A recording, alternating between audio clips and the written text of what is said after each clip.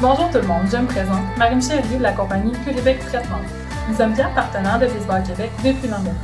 Encourager le sport chez les jeunes est pour nous très important. C'est pourquoi nous voulons remercier tous ceux qui sont impliqués dans le projet des manches supplémentaires de Prévoir. Merci à tous pour la magnifique saison et à l'année prochaine. Yannick, tu t'es mis sur mute. Oui, je m'étais mis sur mute là, pendant la vidéo, effectivement. Juste me confirmer qu'un thumbs up, Pascal, tu vois juste ma deuxième écran présentement?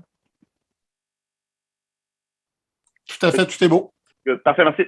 Donc, notre plan de match pour ce soir, écoute, ça va être 3 étapes en fait.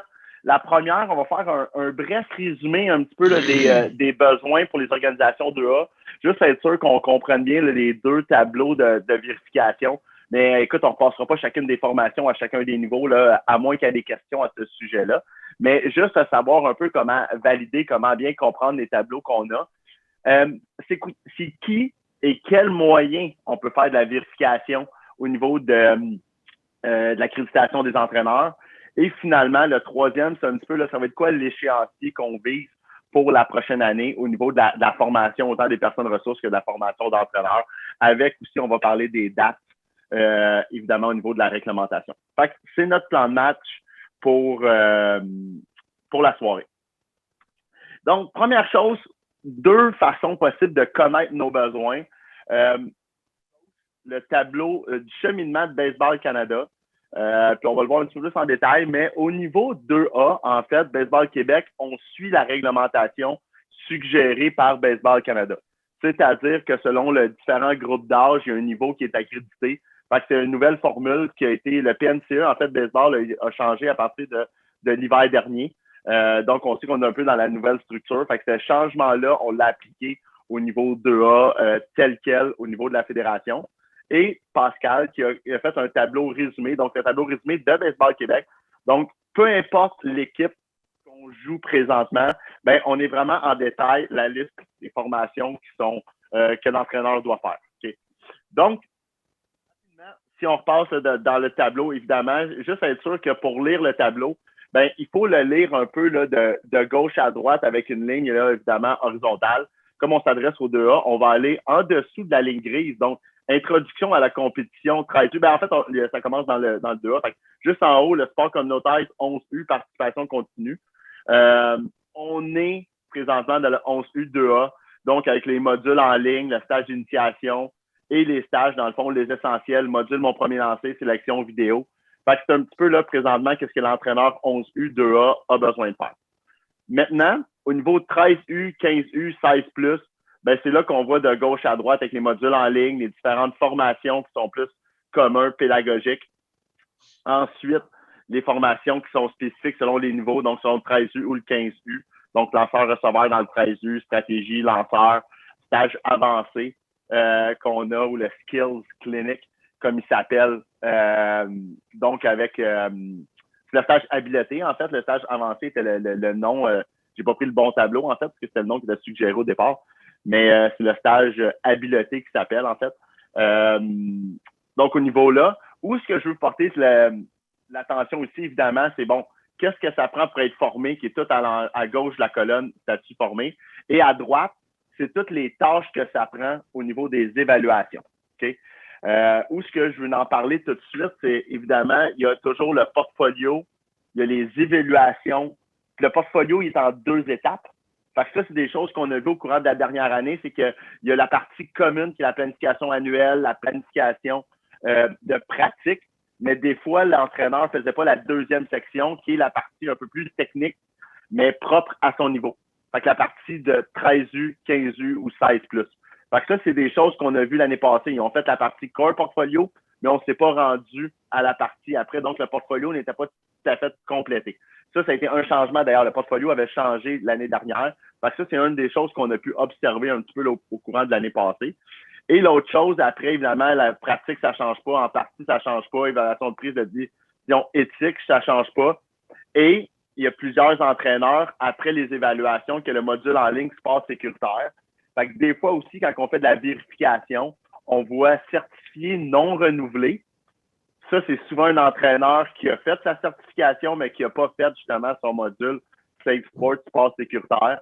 Donc, sa certification n'a pas été renouvelée parce qu'ils n'avaient pas complété ce module-là. Fait que ça, c'est des choses qu'on a observées un petit peu. C'est pour ça que je présente un petit peu là, c'est quoi les exigences un petit peu des niveaux par rapport à ça. Donc, qui atteint le niveau certifié pour nos entraîneurs-chefs présentement. C'est bon? Mais, au-delà de ça, beaucoup plus facile à comprendre, c'est le tableau résumé vraiment de Pascal Québec, de Baseball Québec, fait par Pascal. En fait, où ce que, si je suis 13U2A, la colonne foncée qui est pour l'entraîneur-chef, la colonne pâle pour un des adjoints, partout où il y a des points, c'est les formations que l'entraîneur ou les entraîneurs doivent suivre. Fait que ça, c'est très, très facile présentement à comprendre. La seule chose qui n'est pas encore dans le tableau, puis on ne s'en pas le débat ce soir, là, mais c'est au niveau de niveau 15U3A, où ce que l'exigence, évidemment, on ne l'a pas encore intégré dans ce tableau-là présentement. Mais fait que c'est pour ça que c'est un petit peu le tableau 2021 présentement. Fait que ça, c'est un petit peu là, si on a quelque chose, la question qu'on reçoit le plus présentement, c'est je veux entraîner à quel manque, qu'est-ce que j'ai de besoin? Bien évidemment, c'est on part de où ce qu'on a besoin et voici la liste complète de qu'est-ce qui doit être fait. Okay? Et je fais encore aussi une grosse parenthèse parce que je vois qu'il y a beaucoup de membres d'organisations 2A, beaucoup de régions aussi qui sont là. Particularité pour 2022, qui est retour aux Jeux du Québec. Donc, la différence entre le 15U2A et les Jeux du Québec. Dans le 15U2A, l'entraîneur-chef doit être certifié. Un des adjoints doit être 15U formé. Pour les Jeux du Québec, l'entraîneur-chef doit être certifié encore une fois, mais tous les adjoints doivent avoir atteint le statut de 15U formé. Fait que c'est ça la différence entre, dans le fond, la Ligue 2A et les Jeux du Québec. C'est juste au niveau des adjoints. À la place d'avoir un seul adjoint, c'est tous les adjoints qui doivent avoir le statut formé. C'est un petit peu la différence au niveau entre les Jeux du Québec et la Ligue, dans le fond, 15U2A. Comme je disais, je ne voulais pas passer à travers toutes les catégories. Est-ce qu'il y en a qui ont des questions au niveau de savoir qui a besoin de quoi? C'est quoi la réglementation de Baseball Québec au niveau de l'accréditation? Robert, Pascal, est-ce que j'ai oublié quelque chose? Moi, ce que je propose, c'est peut-être de splasher mon écran avec le PDF qu'on a zoomé un petit peu. On pourrait les regarder rapidement, là, parce comment lire le graphique, parce qu'aussi, il y a des petites mains pour indiquer les formations annuelles requises et compagnie. Donc, je pense que je switcherai à mon PDF, si tu permets. Embarque par-dessus moi. Tu peux-tu? Comme tu as fait tantôt. Donc, oui, je peux. Donc, et si je peux ajouter pendant ce temps-là, Pascal et Yannick, juste pour faire une clarification là, au niveau de l'accréditation des entraîneurs en 2021 et celle qui est exigée en 2022, il n'y a pas de changement, là, outre le fait, effectivement, qu'il y a une nouvelle division classe qui va s'appeler le 15U3A. Pour toutes les divisions et classes qui étaient déjà existantes, là, il n'y a aucun changement là, par rapport à la saison dernière. Exactement, aucun changement. Avant que tu y ailles aussi, Pascal, là, il y a une question dans le question-réponse. À quelle date les formations ouvrent sur le site de Baseball Québec? On a la dernière partie qui est l'échéancier. On va répondre à cette question-là à ce moment-là, Jean-Sylvain. Donc, juste pour vous situer, ce PDF-là, il est disponible quand vous allez sur le site de Baseball Québec. Puis vous êtes sur l'accueil, il y a une section de documentation sur le site de Baseball Québec. Donc, ça vous amène à beaucoup de documentation. Donc, si vous vous rendez jusqu'à entraîneur et vous déployez la liste des entraîneurs, donc vous voyez, on a ici le programme de gestion aux entraîneurs. On l'a en anglais aussi, Coaches Support Program, donc qui est le PDF que vous voyez ici. Donc, l'an passé, on l'avait imprimé, il était inséré dans les sacoches. Cette année, je ne sais pas si ça va être le cas. Donc, c'est un PDF. Je peux vous montrer ici, il y a quelques pages. Donc, on peut le voir en mode classique, comme dans le livre de règlement, où est-ce qu'on dit, pour une équipe, ça prend telle accréditation. Moi, l'accréditation, je vais souvent faire le parallèle en disant, c'est quoi le diplôme que ça prend? Mais les gens aimaient beaucoup aussi de pouvoir savoir, moi, je veux savoir c'est quel cours j'ai besoin. Donc, je ne veux pas apprendre le nom des diplômes, donc voir les cours. Fait que vous voyez, on les a tous ici vraiment bien détaillés par division d'âge. Donc, vous, ce qui vous intéresse, c'est le 2A. Donc, c'est de descendre la colonne de 2A. On a fait une nuance entre le plus foncé, là, vous voyez ici là, le 11U2A, celui qui est en orange plus foncé. Donc, vous voyez, ici, on a une petite légende. Donc, l'entraîneur-chef un peu plus foncé, un entraîneur adjoint. Dans le 2A, là, on va beaucoup être sur le principe du entraîneur-chef, puis le bras droit, le premier adjoint. Donc, un adjoint dans le 11U, c'est le même grade, le chef et l'adjoint. Donc, module en ligne, initiation, le stage initiation. Le module en ligne, mon premier lancé, qui était nouveau de l'année passée. Donc, on parle bien du module en ligne de Baseball Canada et non d'une clinique que les CTR peuvent donner. Stage essentiel et une sélection vidéo, donc le fameux vidéo package. Là, je ne les passerai pas toutes, mais vous voyez ici, je vais prendre l'exemple, on va tout de suite sauter au 15U, donc l'ancien Bantam. Donc, vous voyez dans le rouge, la colonne foncée, c'est le coach en chef et un premier adjoint qu'il y a au moins les exigences dans le rouge pâle ici. Donc, vous voyez tout ce qui est le portfolio, ce qui est aussi les tâches du portfolio de la division en tant que telle. Il n'y a pas de petits points. Donc, ici, on a tous les points pour l'adjoint, c'est pour avoir le statut 13U formé, le statut certifié, donc va nécessiter le portfolio et l'évaluation ou les évaluations dans le cas requis. Ça, on va pouvoir le revoir le portfolio. Là. Je vois la question de Grégory, on va le voir quand on va rentrer dans le dossier de Baseball Canada rapidement. Donc, voyez, pour un chef, un adjoint, là, la particularité, comme Yannick disait, pour les Jeux du Québec, ben, c'est que dans le 15U, tous les adjoints ont besoin d'être 15U formés. Donc, en saison régulière, ordinairement, on a notre coach en chef qui est 15U certifié, un adjoint qui est 15U formé. Les deux autres, ça nous est égal. On aime ça les coachs formés, mais il n'y a pas de contrainte, il n'y a pas d'exigence d'accréditation, sauf les Jeux du Québec, c'est particulier. Coach en chef certifié, tous les adjoints formés. Donc, ceux qui partent à zéro, il y a une grosse bouchée à prendre. Donc, vous voyez ici aussi, on a mis la ligne blanche ici, on a mis un petit 1, un petit 2. C'est que dans une équipe de 2A, on veut au moins 2 entraîneurs qui vont avoir fait une formation annuelle. Donc, vous voyez la petite légende ici, le nombre d'entraîneurs, quel qu'il soit, qui devraient faire une formation annuelle. Donc, on n'est pas tenu que ce soit votre coach en chef, on n'est pas tenu que ce soit le premier adjoint qui a son grade. C'est un des coachs. Donc, ça pourrait être le 3e, le 4e coach de l'équipe qui va faire une formation annuelle reconnue. Ça aussi, on va les voir un petit peu plus loin. Donc, ça, c'est important à savoir. Puis, quelqu'un peut faire une pierre deux coups s'il suit un cours nécessaire pour l'accréditation. Donc, un cours nécessaire pour son certificat, son diplôme. Bien, ça compte en même temps pour une formation annuelle. Donc, on n'est pas obligé d'envoyer quelqu'un d'autre le faire. Les exigences pour le 18 U2A ont baissé l'année passée, donc seulement le coach en chef et seulement être formé qui est demandé.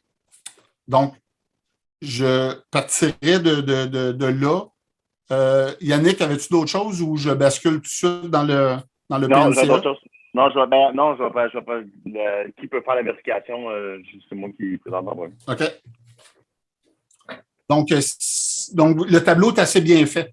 Il parle vraiment en sens de cours et non de la certification comme telle, mais vous allez avoir la recette pour y arriver. Good. Merci, Pascal. Pascal, tantôt, je fais juste une petite parenthèse, tu parlais des Jeux du Québec et de l'accréditation qui est nécessaire pour tout le monde. Juste pour les fins de compréhension, là, bon, aux Jeux du Québec, on a 19 régions présentes et le maximum d'entraîneurs par équipe, c'est 4, alors que le minimum d'entraîneurs, c'est 2 entraîneurs par équipe. Donc, si vos entraîneurs ne sont pas tous accrédités, bien, vous pouvez aussi jouer sur le nombre d'entraîneurs dans chacune des équipes. Là. Mais c'est entre 2 et 4 entraîneurs par équipe. Et que la vérification est faite par Sport Québec. Ben, oui. Par ailleurs, quand vous allez, je pense que c'est au moins 3 semaines avant la compétition que vous devez fournir vos listes d'athlètes à vos URLS respectifs. Eux autres vont déjà faire la validation. Fait assurez-vous là, que les noms que vous allez leur soumettre qui soient déjà valables parce que sinon, vous allez avoir une fin de non-recevoir puis ils vont vous demander de sélectionner d'autres entraîneurs. Fait que vous ne serez pas plus avancé. Exact, c'est ça. Puis à chaque fois, dans le fond, là, on repasse la liste. Là, à chaque fois, là, il y a des cas, des fois, là, de d'âge. C'est parce que c'est déjà arrivé aussi régulièrement, même surtout les entraîneurs de régions plus éloignées, qu'on va faire des évaluations sur place. On n'a pas des évaluateurs nécessairement dans chacune des régions. Fait que oui, des fois, il y a des évaluations qui se font pendant les jeux. Fait que ça, c'est des choses que je reçois le coup de téléphone, comment ça, un tel, ah oui, d'après notre plan de formation avec eux autres. Mais il n'y a pas de coach qui n'est pas formé, qui ne peut pas être là. Fait que les seuls exception, c'est la négociation au niveau de la certification de certains entraîneurs pour certaines régions. C'est la seule chose qu'on peut avoir. Sinon, puis eux, ils se fient, en fait, on va le voir tantôt, là, mais au casier pour faire des vérifications. Là. Good. Parce qu'ils n'ont évidemment pas accès à toutes nos banques. Good. Donc, qui peut faire la vérification? Ben, mon premier point, évidemment, c'est, je l'ai dit, vous, dans le sens que ça peut être n'importe qui. Puis pourquoi? Ben, sur le site du casier, donc l'Association canadienne des entraîneurs, le casier, on va le voir par après, il y a un accès qui est public à tous, tant qu'on a l'information nécessaire. N'importe qui a un accès au site de Régie, qui a une sortie des rapports. Pascal va également vous montrer tantôt comment faire des rapports de validation autant d'une équipe que pour un certain groupe. Il y a le coordonnateur technique régional, pas de E, c'est-à-dire, ou représentant des entraîneurs. Certaines régions, ils ont encore des représentants. C'est un accès qui est limité. C'est peut-être 2 personnes des fois dans une région, mais cette personne-là a accès, dans le fond, au site du PNCA de Baseball Canada, mais une section qui est admin et non pas l'entraîneur lui-même par son site. Et cette personne-là aussi a un accès de vérification sur le site de l'Association canadienne des entraîneurs dans le casier. Et évidemment, même chose sur le site de Régie. Et il y a un représentant de Baseball Québec, Sylvain, il est là ce soir. Merci à Sylvain d'être là ce soir également. Donc, qui répond à les questions à la ligne qu'on appelle tout le temps 1-800, mais le courriel entraîneur Baseball Québec pour les questions. Puis si jamais, bon, évidemment, là, moi, je reçois, surtout dans les périodes du PNCA, là, environ 100-120 courriels par jour à répondre à des questions. Là. Mais l'idée présentement, c'est qu'il y a différentes personnes qui peuvent le faire, mais on est à répondre aux questions versus d'être proactif au niveau de la vérification. Fait que ça, puis je les ai vraiment mis dans l'ordre, dans le sens que tout le monde peut faire un premier bout de chemin jusqu'à temps que des fois, on trouve des complications. Ah, j'ai une ancienne certification, j'ai un transfert, j'ai des reconnaissances d'acquis. Comment ça, je vois ça à telle place, je ne le vois pas à l'autre place. Là, il faut passer un peu au prochain niveau. Mais la première vérification n'est pas nécessairement, en fait, elle ne devrait même pas se faire par le Bureau de Baseball Québec présentement. Okay? Fait que si on y va un petit peu en détail, donc, comme j'expliquais un petit peu, là, l'Association canadienne des entraîneurs, le casier, fait que c'est la page d'accueil, le site ici. Si on a le numéro de PNCA de l'entraîneur, en fait, puis qu'on a son nom de famille, bien, on peut aller voir le relevé, ce qui va vous donner une page qui va ressembler un petit peu à ça. Pascal va aller un petit peu dans le détail avec mes espaces à moi après. Mais l'idée, c'est qu'on va rentrer, on va voir les sens. Puis encore une fois, puis des fois, comme je dis, il y a des avantages et des inconvénients dans chaque. Là.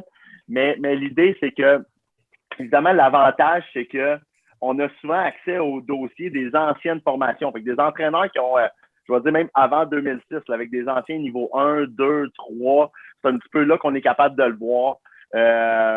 Souvent, il y a des entraîneurs qui se rappellent pas trop. Ah, j'ai fait un stage en telle année, je me rappelle pas trop. Fait que ça, c'est des choses qu'on pourrait trouver un peu là, sur le site justement du casier. Les accès à des formations en ligne.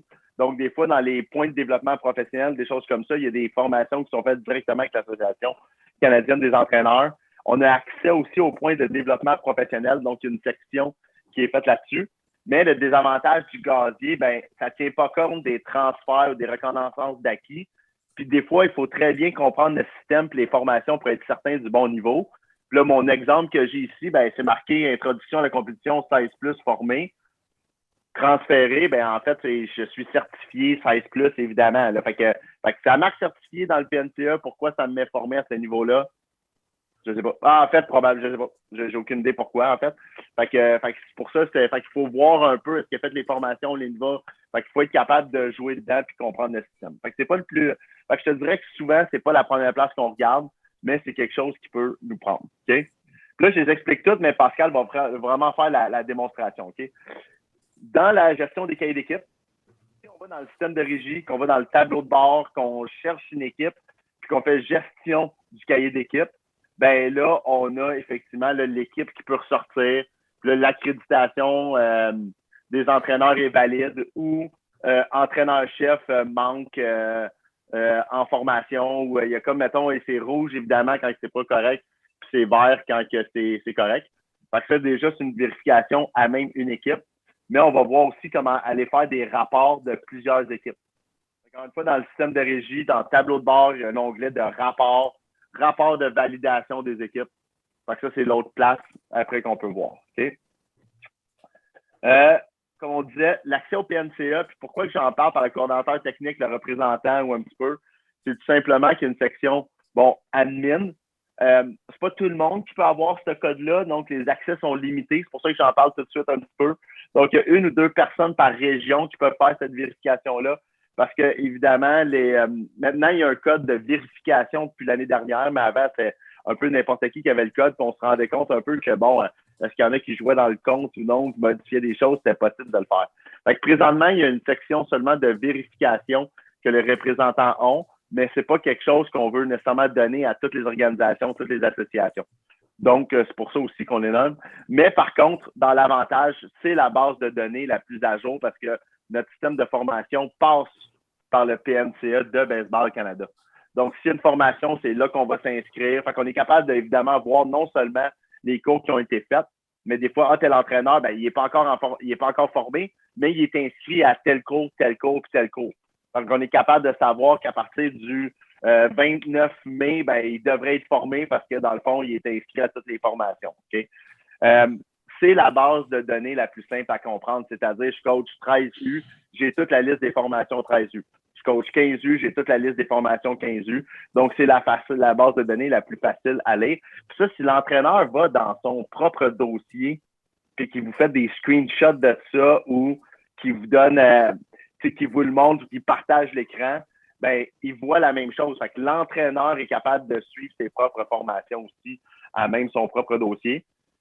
Et dans l'autre avantage, c'est que notre système de régie, il s'alimente de la base de données du PNCA de Baseball Canada. Fait qu'évidemment, notre système de régie est dépendant de celle-là. Puis qu'est-ce qui est transférable?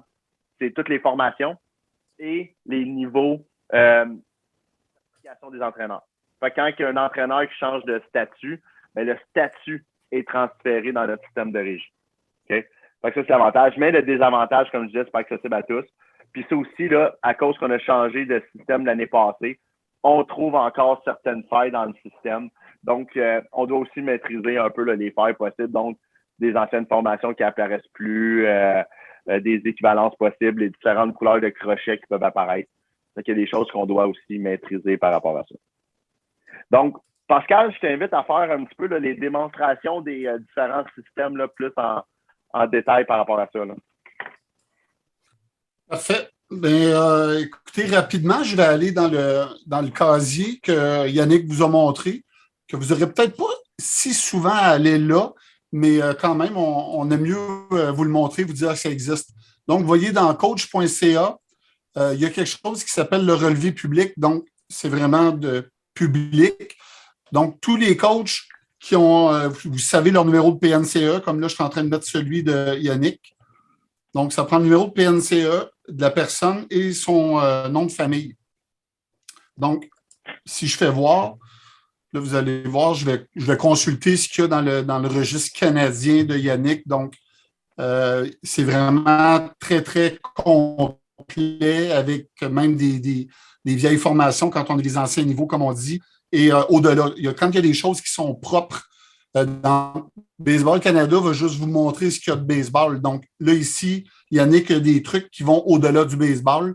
S'il y avait du hockey, vous voyez, il y a du hockey, il y a du hockey qui est là aussi, il y a même du volleyball, donc multisport.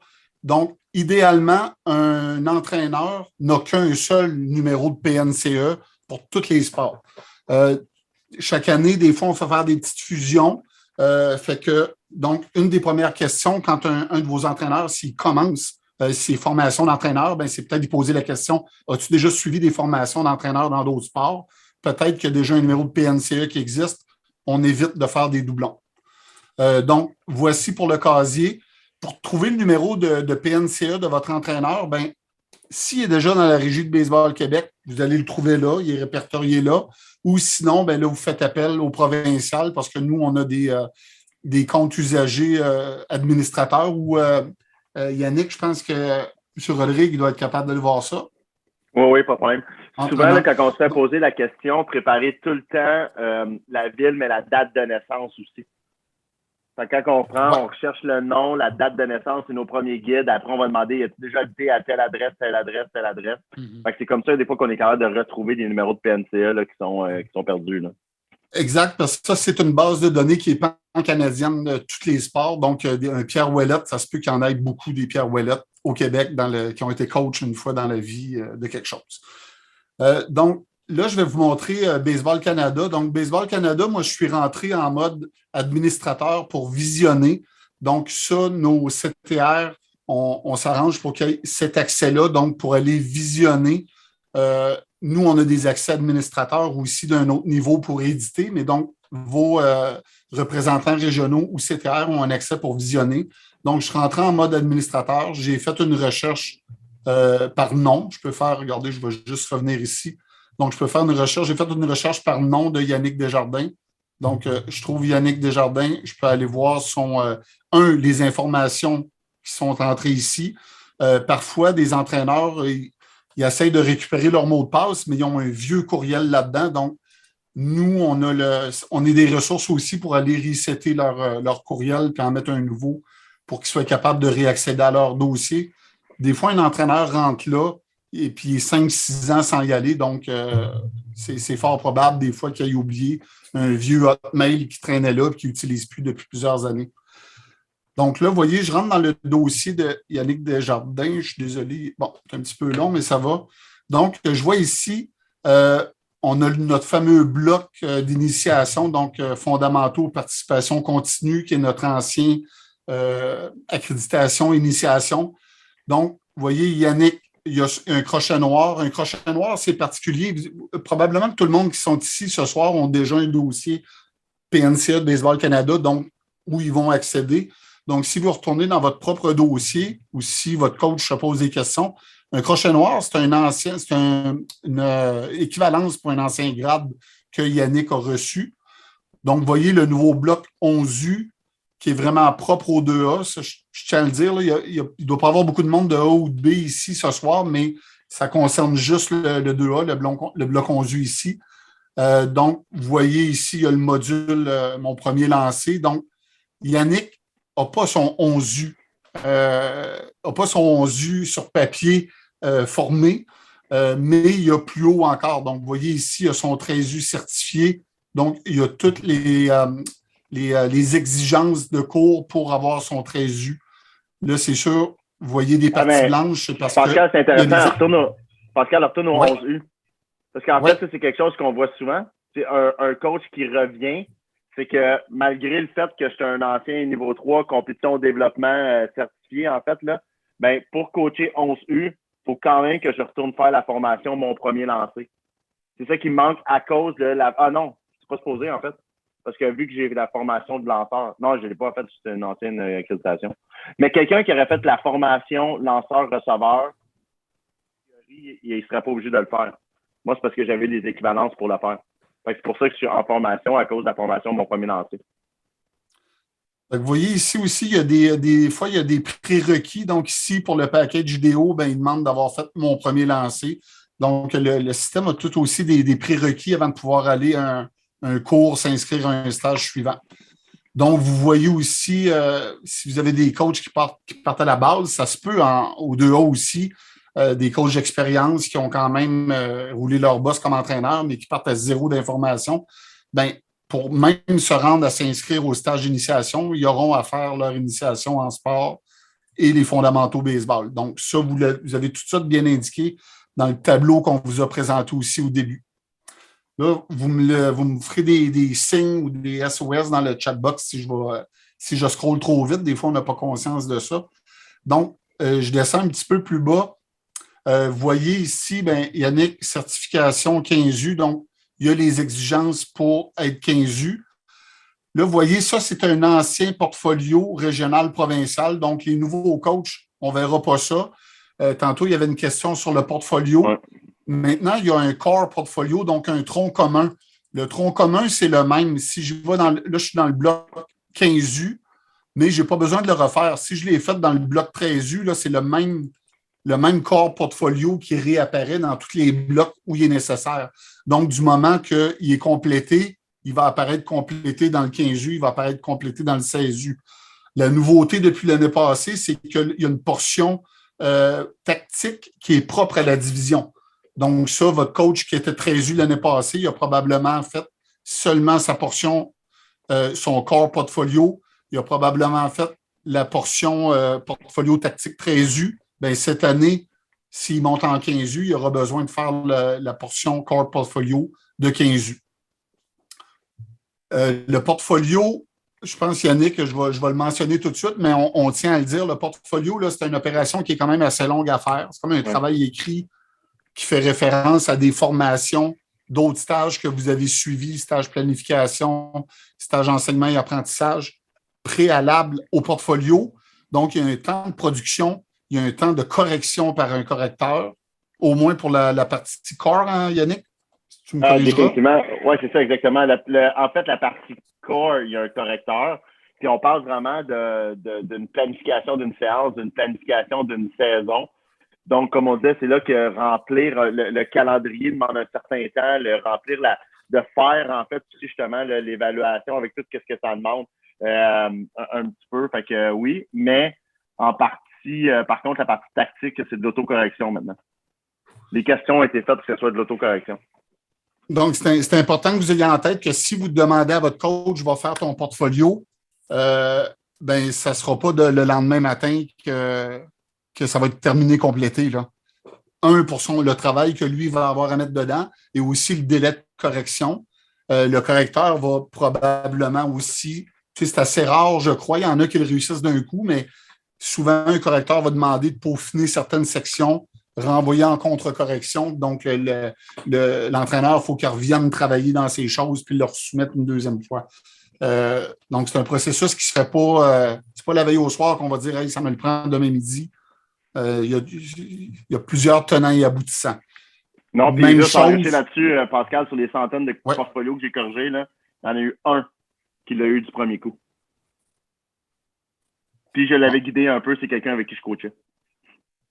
Je n'ai pas donné réponse, mais j'avais s'assuré qu'il n'oublie pas grand-chose parce que justement, on est très pressé. J'ai jamais vu quelqu'un qui avait réussi du premier coup le portfolio. Donc, les évaluations, quand elles sont nécessaires, les évaluations en entraînement, évaluations en match, dans le cas du 15U, ben, ils ne pourront pas être demandés tant que le portfolio n'est pas complété. Je vous dirais que si vous avez des entraîneurs qui ont déjà tout fait la scolarité, là, qui ont déjà fait tous les stages nécessaires, sont rendus à se faire certifier, ça serait probablement le bon temps là qu'ils fassent leur portfolio pour demander, pour clairer ça, puis ensuite avoir accès à demander des évaluations. Parce qu'encore là, des évaluations en entraînement, évaluations en match, bien, ça prend un évaluateur. Oui, vous pouvez vous inscrire maintenant pour le corps portfolio Grégory si vous avez les requis de fait comme stage. Comme je vous dis, le corps portfolio, il va vous indiquer ben, le stage, tel stage, planification. Les stages sont requis avant que vous puissiez y avoir accès. Mais en fait, si vous y avez accès... En fait, Pascal, pour avoir le statut de formé, donc quand on a complété toutes les formations d'un niveau, ben là, on a un statut qui est formé. Là, on peut s'inscrire au portfolio donc pour atteindre la certification. Fait que si, effectivement, il ne me reste que ça, donc Grégory, donc effectivement, si vous avez un statut de formé dans quelque chose, ben, à partir de maintenant, vous pouvez vous inscrire pour le corps portfolio. Je vous suggère de faire. Parce qu'après, comme je dis, les évaluations, c'est un autre délai d'avoir un évaluateur de disponible et il y a la gymnastique de coordonner tout ça. Donc, c'est à un moment donné, le temps peut jouer, le temps est important.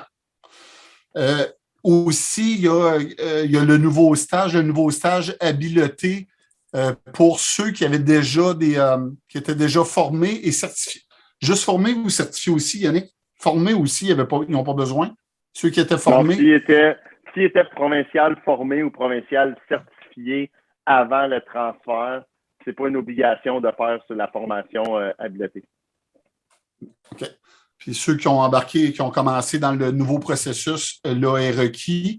Les packages vidéo, ben ça, c'est une collection de vidéos à visionner. Donc, ça, c'est quelque chose qui se fait relativement bien. Il y a des parties, des sections 15U, 13U. Il y en a qui ont plus de vidéos, qui ont moins de vidéos. Et ça aussi, ça va se marquer complété quand vous les aurez visionnés. Donc, écoutez, moi, je n'ai pas beaucoup de choses à redire, de vérifier les points de certification. Comme Yannick, on n'en a pas parlé encore, hein? On n'en a pas parlé, on va en parler quand on va parler des formations, là. Parfait. Ah, ben, tu peux en parler là, en fait. Ou je peux en parler, en fait, l'année passée aussi, ça a changé, mais il y a un certain nombre de points qui étaient à atteindre maintenant. Donc, d'un coup qu'on atteint le statut certifié, avant, on a passé d'une période sur 3 ans à une période sur 5 ans. Évidemment, il y a plusieurs façons d'aller chercher des points. On va en parler un petit peu plus loin, parce qu'on a une slide là-dessus. Donc, une page là-dessus. Mais présentement, on va en parler un petit peu plus loin, là, justement, de comment aller chercher des points. Mais entre autres, moi, tu vois, j'ai 0 points là-dedans après le transfert. Mais il y a un point, entre autres, qui est super facile, c'est la déclaration qu'on a entraînée à la saison. Donc, mais moi, je n'ai même pas fait la demande pour m'auto-déclarer un active coaching pour la saison qui est faite. Là. Fait que c'est sûr, si on descend, on voit tous mes antécédents de points. Là. Fait que j'ai plusieurs crochets pour plusieurs formations que j'ai faites. Mais depuis le changement qui a été fait à partir du 1er janvier l'année passée, j'ai pas accumulé de points, en fait. Là. Parce que vous voyez, il y a d'autres points qui peuvent. Yannick va en parler tantôt, mais il y a d'autres points qui peuvent être faits par d'autres formations additionnelles. Mais il y en a un qui est facile à aller chercher, c'est de dire ben, j'ai coaché cette année, il y a une vérification qui est faite, j'ai été un coach actif, avoir un point à toutes les années qu'on déclare. Donc, ça serait bon de sensibiliser vos coachs à faire ça parce qu'à un moment donné, ils perdent leur certification. La certification n'est pas là à vie. Je vais basculer dans la régie. Donc, ça, Baseball Canada, votre CTR peut aller là, le coach peut aller là lui-même aussi, voir ce qu'il reste à avoir. La régie, on a un certain nombre de formations qui sont ramenées. OK, vous voyez ici, je suis dans la fiche d'un membre, donc je suis dans la fiche de, vous l'aurez reconnu, Yannick Desjardins. Donc, je vais passer vite sur ces informations nominales. Donc, une fiche dans le système de régie, votre registraire peut y avoir accès facilement. Il va avoir tout l'historique des équipes inscrites et compagnie. Les stages, ils sont tous ramenés maintenant automatiquement par un API. Donc, ils sont extirpés de Baseball Canada, donc d'où est-ce que je viens d'arriver. Les stages vont tout apparaître là. Et aussi les accréditations. Fait que vous voyez, les accréditations, malheureusement, ils n'apparaissent pas nécessairement dans l'ordre d'importance, mais on voit que si, au minimum, Yannick allait entraîner un 15U 2A pour les Jeux du Québec, ben, on voit qu'au moins, il est 15U certifié. Donc, les codes aussi, là, le code, on va le voir plus tard où est-ce que ça apparaît. Donc, 15U CR certifié. Donc, pas de problème, sa certification est là. Comme on disait, donc, vous pouvez aller voir les coachs directement dans votre régie par vos administrateurs qui ont souvent des accès. Votre registraire a un accès assurément. Si je vais ici dans un cahier d'équipe, tantôt on a dit, Yannick disait dans un cahier d'équipe, donc, vous voyez ici, je suis rentré dans un cahier d'équipe de 13 UB. Là, il me dit, le cahier est valide. Donc, le cahier est valide parce que moi, je me suis mis ici. Si je m'enlevais de là, probablement que le cahier, après un rafraîchissement, ben, il dit, regardez, là, il marque invalide. Il dit, ben là, il me donne la plus simple raison, il n'y a pas d'entraîneur dans le cahier. Mais donc, vous, en début de saison, si vous incorporez déjà vos coachs dans votre cahier d'équipe, le cahier d'équipe va vous dire, ben, il manque telle chose. Comme on disait, on peut se fier au tableau qu'on vous a donné tout à l'heure. Donc, il va vous dire, ça prend un entraîneur-chef qui est certifié, si on est bien dans un cahier de 2A. Ça prend un adjoint qui est formé. Ça prend au moins 1 ou 2 coachs. Dépendant de chaque morceau des exigences de certification que vous répondez, bien, le système, lui, va marquer invalide, puis il va vous dire qu'est-ce qui manque encore pour finir de le valider. Donc, vous pouvez le voir à la pièce dans le cahier comme ça, ou vous pouvez aussi, je vais y aller par un autre chemin. Donc, ça, c'est les tableaux de bord usuels. Là. Si vous êtes administrateur, vous en avez fort probablement moins.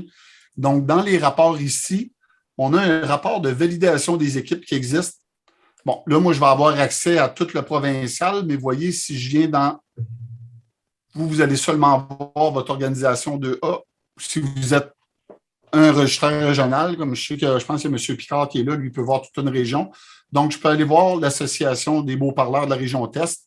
Et lui, il va vérifier tous mes cahiers, puis il va me dire, le statut du cahier est invalide parce que, et la raison, le détail, c'est la raison pourquoi il ne répond pas aux normes selon les exigences d'accréditation de la réglementation. Donc, vous, ça, c'est une manière aussi de le voir, de dire, mon 15U, il y a ça qui manque, puis essayer de le tendre vers la validité et qu'il n'y ait plus aucune note dans le détail. Donc, ça, c'est une autre manière de valider.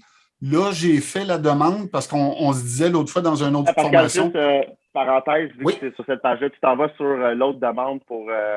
Mais juste pour rester sur cette page-là, les régions, parce que je sais qu'il y a des régions qui sont là aussi, là, juste faire attention dans les détails des fois ou les statuts quand on regarde, puis oui, c'est ça, si c'est juste les organisations 2A, c'est facile. Si c'est toutes les équipes d'une région, là, des fois, on sait qu'il y a des équipes pour des pratiques ou des camps d'entraînement qui ont été formés. Évidemment, là, ça tombe un détail que l'équipe est valide, mais c'est pas une vraie équipe, si on veut, là, OK? Fait que si on est juste dans les équipes 2A, oui, là, OK, on est parfait. Mais ceux que je sais qu'il y a des vérificateurs de régional aussi qui sont là ce soir avec nous, là, ça se peut justement qu'il y a des équipes qui ne sont pas des vraies équipes. Fait que là, ça se peut que ça soit... On fait skipper dans ce temps-là. Là. Même que cette année, j'ai fait la demande. Je ne sais pas si ça va se faire, mais j'ai fait la demande.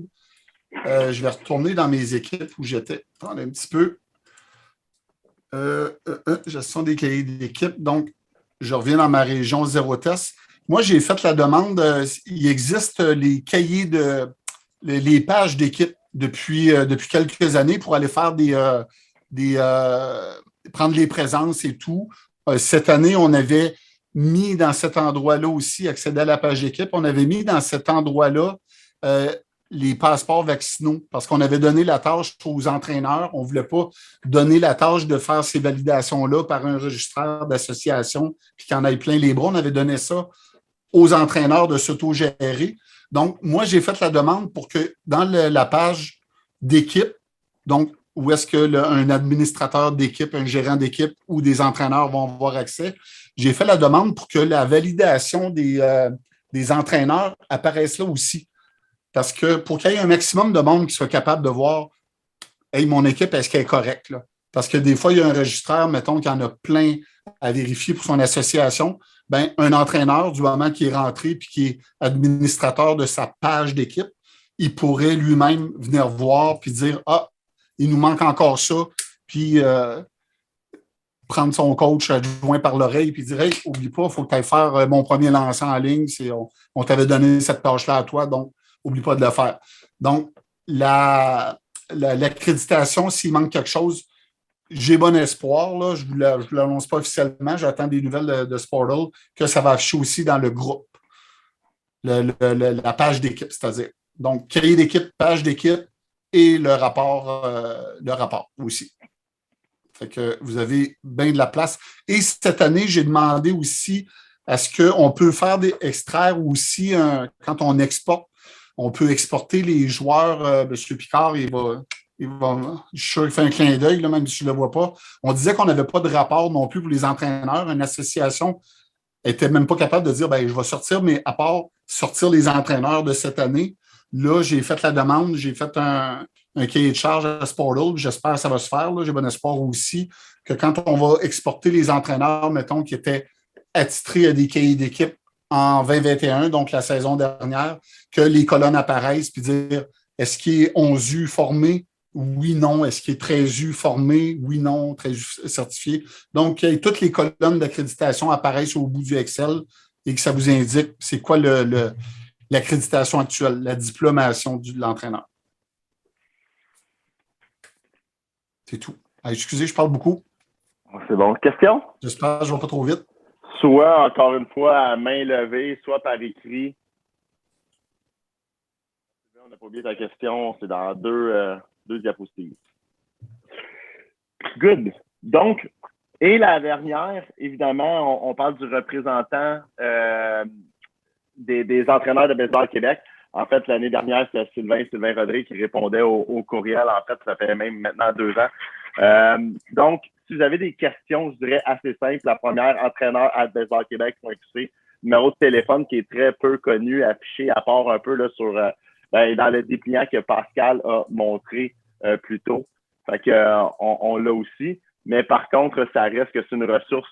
Comme je disais, je pense qu'on vous a montré ce soir comment être plus autonome ou en fait des endroits que vous pouvez faire votre propre vérification. Mais lorsqu'on frappe un mur, une problématique, évidemment, où sortir, ben, je pense que là, on a une ressource aussi qui est là pour répondre à vos besoins dès maintenant. OK.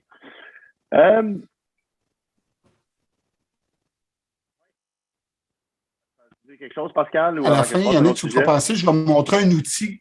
Je vais montrer un outil que moi, je m'étais fait quand j'étais bénévole dans une organisation 2A pour faire le suivi aussi. Good. Good.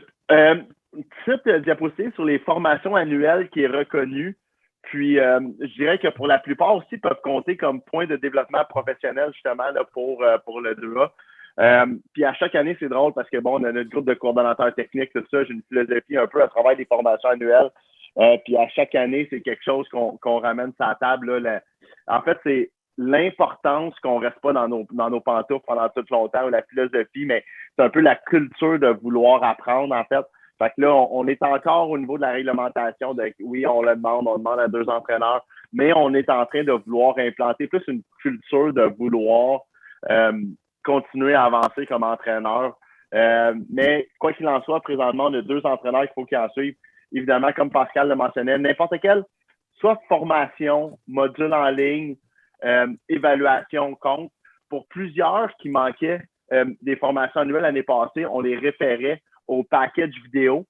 Fait que même si des fois, c'était pas là qu'il fallait qu'ils le fassent, mais qu'il manquait une formation annuelle, on allait suivre des fois même un package vidéo d'une autre catégorie, d'une autre division, en fait. Là. Fait que ça peut compter justement sur comme formation annuelle. Stage de personnes ressources, mais je vais en parler, mais on va en faire un là, cet hiver aussi. Ça compte évidemment comme des points de développement professionnel. Des activités que nous, on offre. Nos conventions des entraîneurs, présentement, bon, avec la situation qui est de même, c'est confirmé pour la convention à Québec. On regardait la possibilité pour le faire dans le Grand Montréal. Malheureusement, on ne peut pas le faire à Laval cette année. La place n'était pas disponible. On ne voulait pas aller dans un format hôtel qui était beaucoup trop dispendieux. Fait qu'on est en train de regarder est-ce qu'on fait quelque chose ou non, mais c'est loin d'être sûr qu'il va y avoir une convention là, dans la grande région de Montréal pour cet hiver. Les conférences pour la Haute Performance Baseball Québec présentement. Il y a un nouveau stage aussi qui est en train de se développer, le stage adapté, qui devrait compter là, justement là-dedans. Certaines activités du programme de soutien aux entraîneurs. Puis en fait, on dit certaines activités parce que quand on implique l'entraîneur dans son développement, c'est là qu'on va reconnaître la formation. Donc, une clinique d'entraîneurs efficace, des formations spécifiques. Je sais qu'il y a des régions qui font des mini-conventions ou un certain nombre d'heures. Je prends l'exemple aussi de Laval-Laurentide l'année dernière. Qu'est-ce qu'ils ont fait? C'est qu'ils ont donné 5 conférences. Quand les entraîneurs assistaient à 3 séances sur 5, ben, on le reconnaissait comme formation annuelle. Donc, pour une organisation, pour une région qui veulent faire des formations annuelles, la procédure, c'est tout simplement il faut qu'ils me fassent la demande, il faut que je vois le plan. Puis l'idée d'accepter une formation annuelle, c'est qu'on a des formations qui existent. Ben, si on couvre quelque chose qui n'est pas couvert par nos formations puis qu'on pense que ça peut être utile au développement de nos coachs, ben go est tout le temps approuvé. Évidemment, ça demande l'engagement autant de la région, de l'association, de l'organisation que des entraîneurs. On ne peut pas être de dire ben, je vais faire quelque chose de 45 minutes, ça peut-tu compter? Ben non. Fait qu'évidemment, non. Si on regarde ce que ça a présentement, c'est un engagement minimum que ça prend aussi pour être sûr d'être juste un peu entre les activités aussi. Okay? Il y en a plein d'autres façons de faire avec Baseball Canada. Bon, des super cliniques qui se font ailleurs, des séminaires qui se donnent. L'Association canadienne des entraîneurs, ce qu'on était tantôt, encore une fois, plus pour aller chercher des points, mais il y a toutes les formations sur les commotions cérébrales, sur la nutrition, athlètes avec un handicap. C'est toutes des formations qui sont faites là. La formation Safe Sport, comme je disais au départ, il y a plein d'entraîneurs qui ont perdu. Non seulement leur certification n'est pas renouvelée, donc ils sont plus certifiés, mais en plus, ça compte comme des points comme formation annuelle. Ils ont fait une formation sur l'arbitrage, parce qu'encore une fois, on veut sensibiliser même nos entraîneurs aux règles. Fait que si l'entraîneur fait une formation d'arbitrage, on le reconnaît comme une formation annuelle. Des conventions qui sont faites à l'extérieur et certaines formations aussi d'égal action en dessous qui sont là-dedans aussi. Fait encore une fois, il y a plein d'offres possibles. On se ferme même pas les mains à rien présentement, dans le sens qu'on est prêt à accepter des choses de certaines régions, même qui sont prêtes à s'organiser, des organisations. Je sais qu'il y a une organisation à chaque année qui faisait une formation de 3-4 heures, même 2A, où on regardait un plan de formation qui était comme justement, des fois en une séance, des fois en 2-3 séances, mais qui était une formation dans le temps pour leur entraîneur qui était spécifique au 2A, c'est-à-dire une chose plus avancée que tous les entraîneurs communautaires. On avait déjà approuvé ça pour une organisation. Fait que je pense qu'il faut juste s'entendre sur comment qu'on fait pour que les entraîneurs soient meilleurs au-delà de ce qui existe déjà. Fait que c'est ça l'ouverture qu'on a par rapport à ça. Robert, Pascal, j'ai-tu oublié quelque chose sur ce point-là? Moi, j'avais une dernière petite chose à montrer. Je ne sais pas si après, toi, si tu étais rendu à la période de questions. Échéancier avant. Moi, j'avais une mini-chose à montrer. Donc, je vais juste repartager mon écran. Au niveau des formations annuelles, donc, comme on disait, le système vérifie l'accréditation des cahiers. Donc, l'accréditation pour un cahier, c'est une accréditation, c'est un collectif qui valide le cahier. Donc, c'est les coachs plus l'autre coach plus peut-être l'autre coach. Formations annuelles, donc, sont listées vraiment dans l'historique des stages. Du moment que vous avez regardé ici là, le paquet vidéo 15U, 16U, moi, l'année passée, je suis allé les faire parce que je me disais, quand je prescris des formations, je veux les connaître aussi. Donc, du moment que j'avais un stage ici qui est apparu 2021, vous voyez, même si je flippe ici, sécurité dans le sport, donc, il a apparu là. Du moment que vous avez un stage qui apparaît puis qui va être 2022 pour l'année prochaine, donc, lui, il va valider l'exigence de formation annuelle ou une des deux exigences de formation annuelle dans le cas d'une équipe 2A, en plus de l'accréditation. Dernière chose que je voulais vous montrer, moi, je m'étais bâti, j'ai été longtemps aux Orioles 2A, puis moi, je m'étais bâti une grille avec les équipes. Là, il n'est pas à jour, là, c'est maintenant du 11U, 13U, et je m'étais mis tout un aide-mémoire. Donc, le premier coach ici en chef, c'était quoi le grade requis? C'était quoi le grade requis pour le deuxième? Puis mon coach, mon monsieur Intel, avec son numéro de PNCE, c'était quoi le grade actuel que lui avait? Là, je disais, lui, pour partir de son grade actuel et avoir le grade qui est requis, il faut qu'il fasse telle formation. Puis j'additionnais les montants, puis j'étais capable de budgéter, être tout prêt, puis dire à chaque coach de chaque équipe, dire, moi, voilà ma prescription, va faire ça. Et non, juste dire, allez faire vos formations puis revenez avec vos factures. C'était non. Moi, je leur disais, va faire ça. Même des fois, je les aidais. Je donnais un service à l'adresse, je les aidais en disant, ça se donne à telle date dans la région, proximité. Essaye peut-être de booker ton samedi et en faire 2. Donc, je vous dirais que je demandais mon budget comme ça. Puis moi, personnellement, annuellement, là, c'était à peu près 2000 $ que je demandais, c'était l'enveloppe budgétaire que je demandais à mon organisation 2A pour répondre à tous les besoins. Certaines fois, je ne dépensais pas tout, je ne dépensais pas pour rien, mais je prévoyais aussi que mon coach 11U, qui était très bon, j'allais probablement l'avoir encore en 13U. Donc, s'il y avait déjà le grade pour l'année, une des formations annuelles sur 2 qui étaient requis pour l'équipe, là, j'essaie de focusser sur mon coach pour dire, va tout de suite suivre un cours pour te préparer au 13U. Ça te fera ça de moins l'année prochaine. Donc, il va déjà être préparé parce qu'une bouchée de faire 4-5 stages une année, ça peut être rock'n'roll. Fait que ça, je trouve que c'est le meilleur conseil que je peux vous donner. Faites-vous un tableau, là, puis suivez ça. C'est dès maintenant, là, commencez à budgéter en conséquence des coachs que vous allez employer et des besoins que vous allez avoir. Voilà. Un bon commentaire, Pascal, dans le chat. Ouais, justement, Hein? où on pourrait mettre une version, un fichier vierge Blank. de ton. Oui, Ouais, oui, ben oui, exactement. absolument. Absolument. Puis quand on sait les montants, ben, à un moment donné, on calcule. Puis bon, je vous dirais que comme tout, ça arrive des fois qu'on met des sous sur un entraîneur qui reste pas longtemps, mais c'est quelque chose qui est bien intéressant à faire, je pense, à prévoir. Là. Puis moi, comme je vous dis, moi, je demandais toujours de base, une pire année pouvait aller jusqu'à pas loin de 2000 $. Puis j'avais des cahiers d'équipe legit. J'étais très fier. Voilà. Fait que, je vous encourage à faire ça. Oui, en effet, je pourrais mettre un bilan d'un Excel blank en cachant quelques-uns de mes secrets. Good. Merci, Pascal. Dernière étape, en fait, l'échéancier qu'on a un petit peu,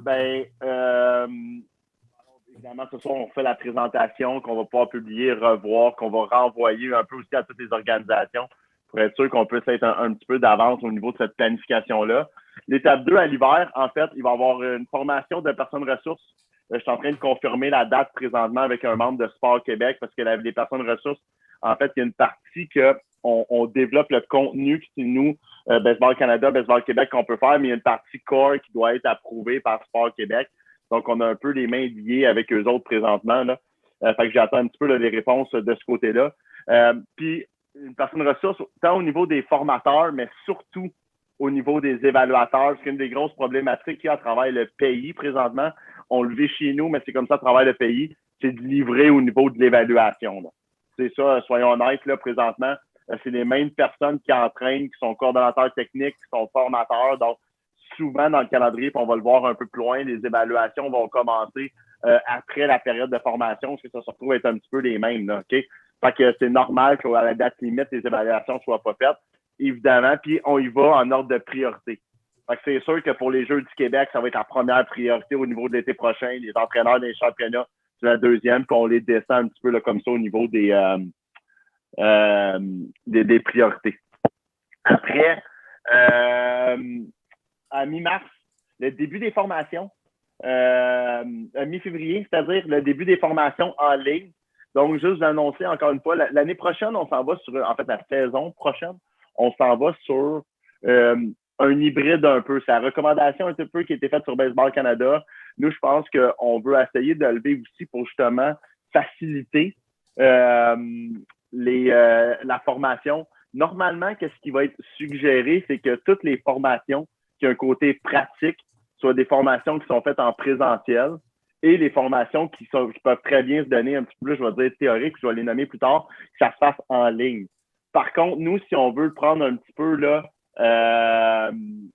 si on veut prendre un petit peu d'avance, on va quand même faire un bloc de formation en ligne, même sûr, étant donné qu'on a pris quand même l'expertise l'année passée en donnant toutes nos formations en ligne.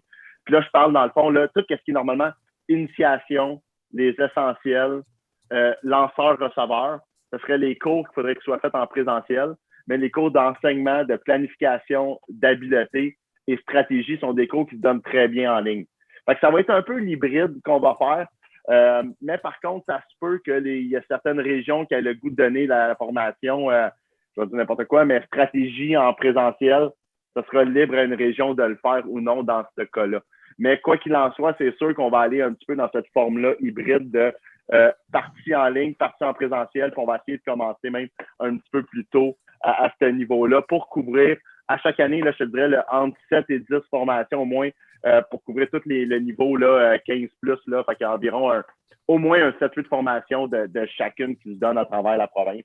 Fait qu'on veut commencer à mi-février avant que les camps d'entraînement commencent. Mi-mars, d'habitude, c'est là que ça part en présentiel. Évidemment, maintenant avec Baseball Canada, on est limité pour un nombre de personnes. Fait qu'on ne peut plus faire de stage à 40 comme on a déjà fait 45. Ça tourne aux alentours du 20-24 participants. En ligne, on est entre le 16 et le 20. Là, si on dépasse ça, c'est pas une qualité optimale d'atelier qu'on a. Fait qu'on est là-dedans un petit peu. 15 juin, c'est la date limite, encore une fois, là, qui est la date limite de formation des entraîneurs. Et évidemment, là, c'est là que durant la saison, ben là, on va compléter les évaluations. Là. Fait que, à fond, les évaluations de la certification n'est pas due au 15 juin, mais on se donne tout le temps, là, à cause du délai de qui peut faire les évaluations, là, qu'on est conscient que ça dépasse la date du 15 juin. Là. Fait que c'est l'échéancier qu'on a. Bob, est-ce que je manque quelque chose là-dedans? Ou, Non, pas au niveau de l'échéancier. Donc, est-ce qu'on a parfait, le fichier, tout ça? Il y a M. Picard. Oui, Picard, formation, arbitrage, oui. Ouais. Quel est le niveau pour que ça soit reconnu comme une formation? Niveau pour nous, il n'y aurait pas de différence. En fait, il faut juste être sûr que le système puisse la reconnaître, en fait, mais il n'y a pas de niveau, là, n'importe quel peut compter comme une formation de là. Donc, on parle bien juste pour être précis, parce qu'il Yannick, maintenant, il y a une portion théorique, do-it-yourself, là, à ta vitesse de fait, puis il y a une portion pratique pour avoir l'accréditation d'arbitre. Donc, c'est le package. Ben, en fait, c'est une très bonne question depuis que ça a changé. Puis là, j'aurais une discussion avec Robert là-dessus. Dans le sens que la formation pratique, on est-tu dans les déplacements quand même, les choses, ou on est juste dans la façon de faire des signaux? Parce que je ne connais pas du tout la nouvelle formation d'arbitrage. Personnellement, je n'ai que fait les formations en ligne. Je n'ai pas fait de formation pratique. Oui, ça va être à valider. S'il y a une partie d'apprentissage de règles dans la formation pratique, je vais dire, il va falloir que ce soit le package. Mais si la pratique est vraiment juste au niveau d'apprendre à faire des saves, des outs ou des. Mais d'habitude, je sais qu'il y a une question de positionnement qui vient. Là, honnêtement, je ne connais pas du tout, moi non plus, Bob. Donc, la formation complète est mieux. Merci, M. Picard, qui est peut-être plus au courant que nous. Puis M. Picard, entraîneurs, aussi, les arbitres, là, on essaie de s'entendre. je vais, M. Picard aussi, juste pour vous mettre la puce à l'oreille, que probablement, je ne vois pas comment on va pouvoir trouver aussi à faire la twist dans le système pour que lui, il le voit et il la reconnaisse. Ben, je vais demander à Sportle s'ils peuvent me sortir un lapin du chapeau, là, mais ça ne tombe pas dans les formations d'entraîneurs, donc lui, il ne fera pas disparaître la formation annuelle. Ouais. Fait que donc, ça se peut que vous ayez à dire, ah oui, un petit post-it, ce cahier-là, lui, il passe à cause de ça. D'ailleurs, ça m'amène aussi à vous dire que la vérification des cahiers pour les Jeux du Québec, bien, probablement que le système, on ne sera pas. Je pense fort probablement que le système, on ne pourra pas le paramétrer pour dire bien, un cahier d'équipe pour les Jeux du Québec, lui vérifie que mon coach en chef soit certifié et tous les adjoints formés. Probablement qu'il va faire juste une vérification basique de 15 U comme une année régulière. Donc, pour le Jeu du Québec, fiez-vous pas nécessairement à la machine. Good. Merci, Pascal. Je pense que j'ai répondu à monsieur. Puis là, il y a Benjamin, je vais avoir une question après l'échéancier. Benjamin, si tu écrit ou tu veux qu'on ouvre ton micro juste... Étant donné que ça devrait être une excellente question. Micro. C'est bon. Tu peux y mettre... Answer live. En théorie, tu devrais être... non, il faut que tu y dises. Entendez-vous, là? Oui, on t'entend. Hey, good. Bon, c'est un commentaire qui amène des suggestions. En fait, je pense que je vous apprends rien. Là. Je suis pas mal pour les formations. Par contre, le 2A, ça nous amène des gros défis, surtout depuis l'année passée, avec des accréditations ou des formations doublées là, à entraîneur-chef et assistant. C'est sûr qu'il y a une bonne partie qu'on peut, ou en partie, régler la situation à court, moyen terme, puis nous aider à ne pas avoir de limitation dans le choix d'entraîneur parce que on risque d'avoir des entraîneurs avec la nouvelle refonte, là, en cherchant des 15 ans, puis amener des nouveaux entraîneurs du local. La différence entre le A et le 2A est trop grande, ce qui fait que beaucoup d'entraîneurs n'ont aucune formation. Puis, bien souvent, on arrive pour, oui, il y a un intérêt à l'issue des formations. C'est tellement condensant en peu de temps que ça démotive. Donc, je pense connaître la réponse, là. Est-ce que de une, on pourrait augmenter le critère d'accréditation, exemple pour les entraîneurs A, combiné à peut-être prolonger les formations à l'année pour que chaque entraîneur puisse commencer, parce qu'on est dans la grosse période, là. Tu sais, mars, avril, mai, c'est les camps d'entraînement qui sont débordés, là. Vous le savez, de toute façon, là. Est-ce que c'est une possibilité aussi, peut-être, nous, à changer peut-être nos entrevues pour les entraîneurs ou ceux qui pensent à appliquer, déjà les motiver parce qu'on soit les candidatures, ben, on pourrait déjà commencer à leur dire, ben, allez suivre des formations outre ceux en ligne, mais nous aider un peu parce que c'est très lourd à court terme quand on les sélectionne, par exemple, les entraîneurs en janvier, puis ils ont à peu près 7 formations. Puis ces entraîneurs-là, coachs en A, puis ils ont très peu de formation parce que l'exigence du A est très, très minime. Ben, je vais te répondre. Ben, oui, puis en fait, Benjamin, je vais te répondre en 2 temps. OK? Le premier temps pour l'entraîneur A, puis en fait, là, cet automne, en fait, on travaille dans un projet qui a commencé dans un projet régional qui, présentement, on est 6 fédérations qui fait partie d'un projet de reviser tout notre système de formation des entraîneurs au complet. OK? Puis, c'est un petit step back en train de revoir toute la structure, les personnes investies, la façon qu'on entraîne, les types de formation qu'on donne. On est vraiment à l'étude totale présentement. Puis bon, je travaille avec un mentor là-dedans. Fait qu'évidemment, c'est beaucoup de recherche par rapport à ça. Puis ce qu'on découvre aussi, c'est que, en fait, c'est que tu as tout le temps des formations qui sont obligatoires, en fait, structurées, non structurées ou des différents types de formations aussi qui peuvent s'improviser. Puis ce qu'on va vouloir créer présentement pour nos entraîneurs, c'est de couvrir un peu toutes les chaînes. Fait que pas juste d'augmenter les connaissances, l'expérience de nos coachs par le PNCA, mais essayer de couvrir toutes les chaînes de façon possible d'apprendre. Fait que ça, c'est un virage quand je parlais un peu de changer un peu la culture de vouloir apprendre. Fait que je pense que tout le monde reconnaît, moi le premier, malgré le fait que je suis à Baseball Québec, que le PNCA, là, c'est une infime partie de choses qu'on devrait connaître pour gérer des équipes là-dessus. Fait que je suis pas sûr que de vouloir nécessairement juste « Hey, on devrait faire plus de PNCA. » Pour l'entraîneur A, j'ai un peu de difficulté avec ça parce que je pense qu'il y a beaucoup d'autres choses qu'on devrait valoriser avant ça. Okay? Puis, un peu comme Pascal le disait après, ce qui est compliqué, c'est il faut voir le PNCA comme le fameux diplôme à avoir, mais c'est pas parce qu'on a le diplôme qu'il faut tout le temps rester pareil. Fait que, présentement, le diplôme, je pense qu'il est legit, je pense qu'il est conforme entre quand on se pose la question, puis on pourra peut-être se rasseoir ensemble, mais de dire je suis un choyé présentement, dans le sens que je fais partie des 5 membres du comité de Baseball Canada qui était là-dessus. C'est quand on s'est assis et on dit notre entraîneur 2A, 13U devrait connaître quoi? Notre entraîneur 2A, 15U devrait connaître quoi? Je pense qu'on répond à ces exigences-là. C'est pour ça que c'est dur de dire est-ce qu'on devrait en faire moins là-dessus? Non. Par contre, je suis très à l'écoute qu'avec la façon qu'on donne les cours en ligne maintenant, je pense que d'élargir notre période devrait peut-être être plus accessible. Parce qu'avant, quand on était juste en présentiel, puis que là, une région, il fallait qu'il organise un stage, est-ce qu'il y avait assez de participants pour couvrir un peu les frais de son stage? Là, on tombait facilement dans le déficitaire. Versus maintenant qui est en ligne, que là, on peut regrouper des entraîneurs de partout dans la province, là, ça devient un peu même plus une question de rentabilité, c'est une service de Baseball Québec.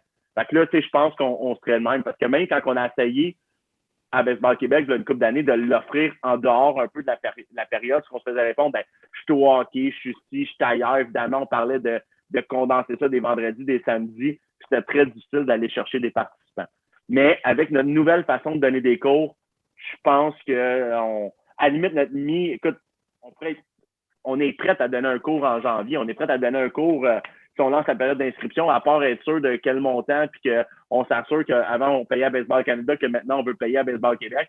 Si on gère ça, on pourrait donner un cours dans 2 semaines. Là. On est prêt à le donner, on a des qualifications, les cours sont faits. Fait que peut-être que d'étirer, je pense que ça fait du sens. Pourquoi, Ben? Vas-y, Pascal. C'est ça que j'entends, Ben. Pour toi, ça serait un des... parce que je voudrais juste comme préciser, les exigences n'ont pas monté à part le 11U, qui ont monté un peu comparé à ce qu'il y était avant. Mais sinon, ils n'ont pas vraiment monté dans les divisions avec la refonte de l'année passée. Mais ça serait un avenue qui serait bienvenu là, de dire, mettons, on commence plus tôt, à en donner plus tôt, même peut-être dès janvier ou comme c'est ça. Dans le 2A, bien souvent, en tout cas, je vais parler pour nous autres, mais on commence déjà en janvier les sélections d'entraîneurs sont déjà pas mal faites. Là. Fait que, c'est sûr que pour le 2A, des formations en janvier, ça ferait du bien, en tout cas, le bénévole qui va donner beaucoup de temps qu'à entraînement. Puis, vous le savez, là, avec la refonte, si on lit bien les critères des comités de sélection indépendants, ben, ça amène ces entraîneurs-là à faire des camps d'entraînement d'autres catégories. C'est d'étirer peut-être ou de devancer pour le 2A ce point-là. Puis l'autre affaire, je voulais dire, c'est tantôt, tu parlais de formation annuelle, puis il y avait une panoplie de possibilités de formation annuelle, mais est-ce que quoi réfléchir pour les entraîneurs qui sont d'une catégorie X, qu'eux n'auraient pas le choix de faire des formations PNCE pour qu'ils avancent au lieu de prendre une formation annuelle qui... Toi, tu veux dire pour du A, mettons, du 11U A ou 13U A? Ben, ils avancent. S'ils feraient déjà des stages PNCE, quand ils arrivent au 2A, ils ont déjà une base de fait. Là. Une base, s'il veut appliquer, ben, il y a moins de formation PNCE à aller chercher pour avoir sa certification. Mais c'est un commentaire. Mais désolé, j'ai pris votre temps.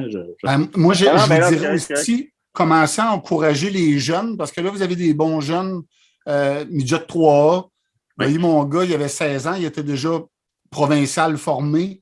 J'étais content parce que je me disais, lui, à 22 ans, carrière de coach, il commence parce que carrière de joueur arrête peut-être, mais il n'y aura pas à dire, je repars de zéro. Fait que ça, soyez en veille, pas de la veille technologique, mais en veille de développement envers vos jeunes prochains coachs aussi, que ça pourrait être le fun. Voilà. Ça ne réglera pas le problème à court terme, mais c'est un petit conseil. Oui, mais c'est ça. Comprenez mon idée. Oui. Ben oui.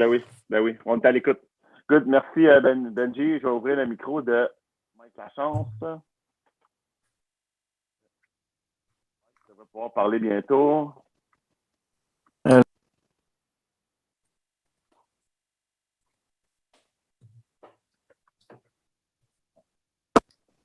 M'entendez-vous? Oui, on t'entend bien. Bonsoir. Très intéressant. D'accord avec Benji, là, le step entre le A et le 2A, mais nous, ce qu'on vit beaucoup, c'est entre le Pee-Wee et le Bantam. C'est là que ça se passe, là. De moustique à Pee-Wee, pas grand-chose. Mais ma question est, avec le Bantam 3A, le Bantam 2A n'est plus le plus haut niveau de l'âge. Ne peut pas baisser les critères d'entraîneur. C'est plus ça, là. C'est un peu comme le midget 2A à cette heure, le Bantam 2A, là. Pourquoi demander le full load alors que c'est très prenant? Est-ce qu'un formé ne ferait pas pour un Bantam 2A qui n'est plus la catégorie la plus forte de l'âge? Je te dirais que... Bonne question. En fait, c'est que ça va dépendre, parce qu'en théorie, on parle de 6 équipes. Ce que j'ai compris de la structure, là, 3, là. Puis il y en avait 25. Oui, mais... 2A. Fait que je te dirais que je pense que le Bantam 2A, à moins que je me trompe, puis j'ai pas eu de discussion pour vrai avec Sylvain Saint-Don à ce niveau-là encore. Puis ça me surprendrait que ça change dans le sens où je pense que le Bantam 2A doit encore faire partie du cheminement d'un athlète d'excellence. Je pense que les 6 équipes ont amené un accès privilégié à certains joueurs, mais je pense pas que c'est juste des joueurs de cette équipe-là qui vont faire partie de la structure d'excellence. Fait que d'après moi, tout le Bantam 2A va encore faire partie de la structure d'excellence.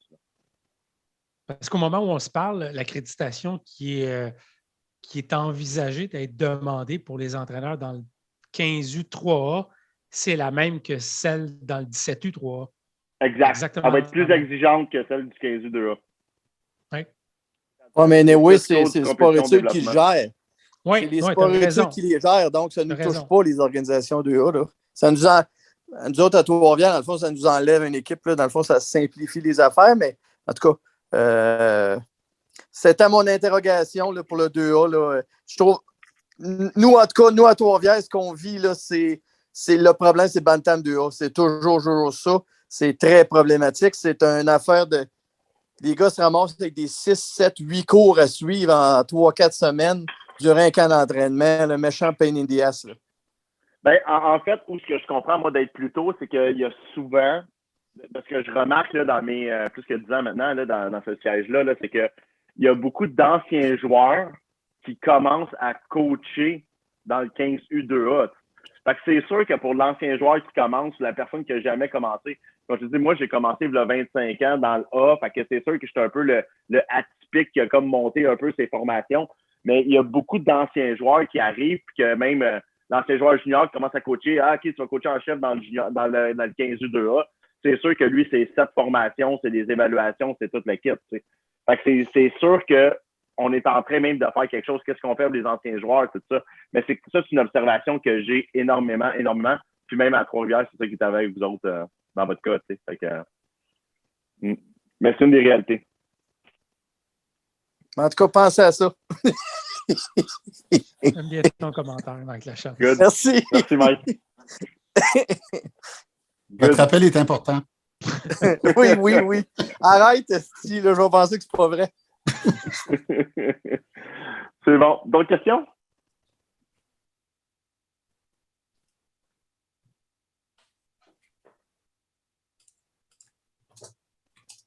Good.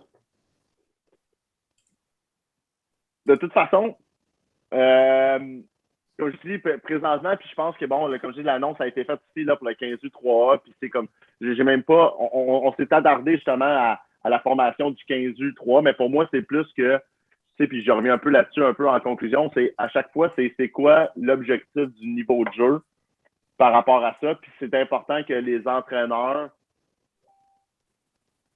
matchent le niveau de jeu qu'on veut atteindre. C'est qu'est-ce qu'on veut comme culture de ce niveau-là, puis c'est là qu'on veut savoir un petit peu, tu sais, puis même le 18U3A, le Midget 3A, on l'appelle comme ça, c'était même plus le deuxième, c'est le troisième niveau quand tu comptes même ce niveau-là. Fait que c'est un petit peu qu'est-ce qu'on veut atteindre. Fait que oui, c'est une réflexion qu'on va avoir. Mais l'objectif de la soirée, puis je reviens à ça un petit peu là, en terminant, c'est de savoir quels sont les besoins possibles. On est conscient qu'il y a des réalités qui sont plus difficiles. Je pense que la formation en ligne va aider grandement à l'offre de services. Donc, autant dans la diversité que je suis plus, mettons, si je suis un entraîneur, exemple, de la Rive-Nord, ben, j'avais le choix d'aller quasiment juste à Montréal, puis mon atelier, fait un ou deux cours, je me déplaçais, versus maintenant que j'ai une possibilité de 7, 8, 9 cours possibles. Je sais qu'on a un meilleur travail à faire aussi dans sortir le calendrier plus tôt. Un peu l'année passée, là, en fonction de qui réservait aussi, je voulais un peu pour s'assurer un minimum d'entraîneurs, là, je le sortais à coup de 3 semaines environ. Mais présentement, je sais que bon, d'avoir une plus grande disponibilité un petit peu plus tôt là, pour que les entraîneurs puissent mieux s'organiser, c'est quelque chose que j'ai appris aussi de l'année passée. Mais en bout de ligne, c'est que ce qu'on ne voulait pas, surtout, c'est que les organisations, les régions attendent un peu à la dernière minute pour faire de la vérification, puis qu'on ne se ramasse pas comme l'année passée, un 15 mai, puis que j'envoie le courriel à toutes les régions, à dire hey, vous avez 32 équipes non conformes, pourquoi? Puis c'est un peu l'objectif de la rencontre de ce soir. Pascal, Robert, à vous le mot de la fin, messieurs. Oui, ben moi, je voulais juste répondre. J'ai Jean-Sylvain Dubé des Tyrans de l'Outaouais, donc l'utilisation des données recueillies. Je pense, ben là, vous faites référence à Rétroaction, donc avec le projet pilote qu'on a eu avec, on avait 9 organisations 2A, là, il y a 5 directement dans le pilote, plus 4 qui ont adhéré au projet sous une base volontaire. Ben, là, je suis encore en train de faire une revérification de où on va aller avec ça, donc contacter les 2A. Puis je vais vous redonner des nouvelles. J'ai eu beaucoup de dossiers dans l'automne, mais je vous redonne des nouvelles vraiment très, très prochainement sur savoir votre appréciation de l'utilisation de la plateforme et tout ça. Donc, ça, je vous redonne des nouvelles très, très bientôt. Mais oui, si on est pour vous dire, reprenez des chefs dans Rétroaction, que je veux qu'on aille plus loin dans l'utilisation que vous pouvez en faire, oui. Donc, du genre formation technologique, tout à fait. Tout à fait. Pour ma part, moi, je veux juste revenir sur les Jeux du Québec. C'est la dernière année que les 15 ans vont être aux Jeux du Québec en 2022 à Laval. Donc, c'est 15 U Ce que ça veut dire, c'est que les joueurs, même les joueurs qui sont 15U, 3A, sont éligibles pour être aux Jeux du Québec. Pour ce qui est des entraîneurs, évidemment, c'est aux régions de désigner qui vont être les entraîneurs de chacune des 19 régions. Ce n'est pas nécessairement les entraîneurs des sports-études, ce n'est pas nécessairement les entraîneurs des organisations 2A. Ça demeure un choix de chacune des régions, chacune des équipes. Donc, voilà. C'était ma petite partie là, pour ce qui est des Jeux du Québec. Donc, M. Picard demandait si on allait mettre ça disponible. Je pense que c'est dans les plans de mettre la vidéo de ce soir disponible. Puis Jean-Sylvain Dubé qui disait, oui, avec les Blasts ou autres, on pourrait organiser quelque chose. Justement, il y a Yannick Desjardins là qui eux autres usent de technologie à l'ABC. On pourrait fort probablement céduler une petite manche supplémentaire un peu plus tard au retour des fêtes.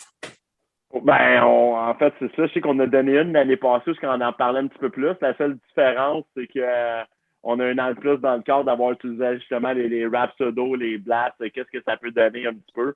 Mais en bout de ligne, il y a celle aussi de l'année dernière, là, justement, sur la technologie qui a été faite, je pense, en novembre, là, des manches supplémentaires de l'année dernière aussi, qu'on a parlé même d'applications pour marquer et d'utilisation. Donc, quelques merci présentement qui sont là. Au-delà de ça, merci à vous de vous impliquer justement là-dedans. Merci. Je sais que la formation, la vérification, c'est loin d'être le côté glamour présentement de notre sport. C'est loin d'être le côté le fun de notre sport aussi, de faire de la vérification des entraîneurs. Mais je pense que la culture de développement et le meilleur encadrement. Puis si vous êtes là ce soir, bien évidemment, merci à vous de rendre ce côté-là, je vais dire, essentiel, mais merci de vous impliquer dans le développement, dans la formation des entraîneurs, dans l'encadrement qui est fait aux joueurs. Donc, merci tout le monde. Bonne soirée. Pour le plaisir de se recroiser sur un terrain.